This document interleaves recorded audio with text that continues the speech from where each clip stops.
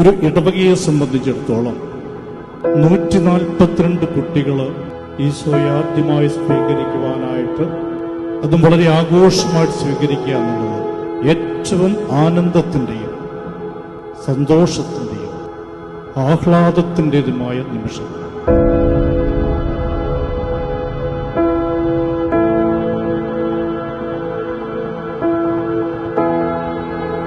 ഇത് ഇടവകയുടെ ആഘോഷമാണ്.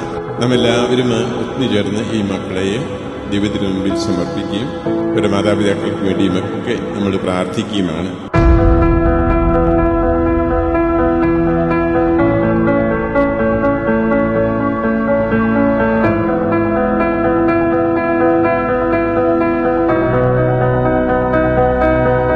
എന്റെ ശരീരം ഭക്ഷിക്കുകയും എന്റെ രക്തം പാനിക്കുകയും ചെയ്യുന്നവൻ എന്നിലും ഞാൻ അവനിലും വസിക്കുമെന്ന് ഈശോ തറപ്പിച്ച് പറയുകയാണ്. യാതൊരു സംശയവുമില്ലാതെ കർത്താവിനെ ഭക്ഷിച്ചാൽ നാം മരിക്കില്ല.